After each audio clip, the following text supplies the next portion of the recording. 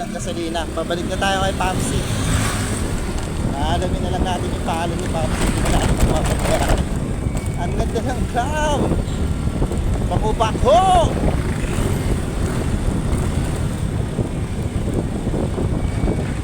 Gusto ko lang din matulungan si tatay ko.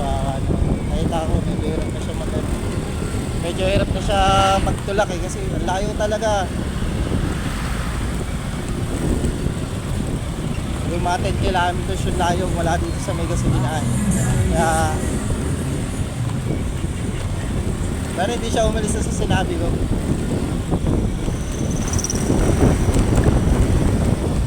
Para madala natin mamaya, malagpasan natin siya, hindi natin talaga.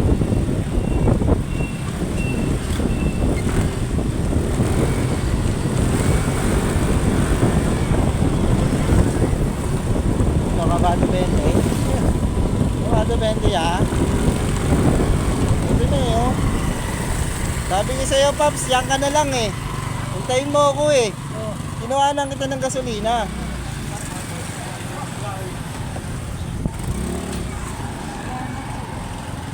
Okay lang. Malayo-layo yan eh. Sige po. Magkano yan kuya? Hindi na, okay na yan. Tulong lang yan, tulong.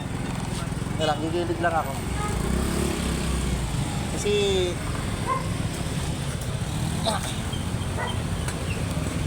yung 20 pesos lang naman yun eh. Oh. Karga mo na lang. Ang tatay. Diba? May edad yung tatay. Wala. Hindi na mapagod si tatay. Full tank mo na tayo, no? Tandaan mo. Sabi ko may naghahanap ako ng Wilkins kanina. Sabi ko sana may makita akong Wilkins. Buti meron. Alam mo kasi, tumutulog sa anak ko. Oh. Yung black. Okay lang yan, nag-video ako, yeah. Hindi ko kalkulado yung tinatak. Paano yung ano niya? Hindi gumagana yung gas meter niya, yung pinaka ano? Hindi, ano lang eh. Siguro, hindi ano lang. Ano to, sumagad na siya. Sumagad talaga siya, ano? Sige ya, tayo mag-ingat ya. Hindi na ya, okay lang. Tabi mo na yan, ha? No problem. Yeah, okay.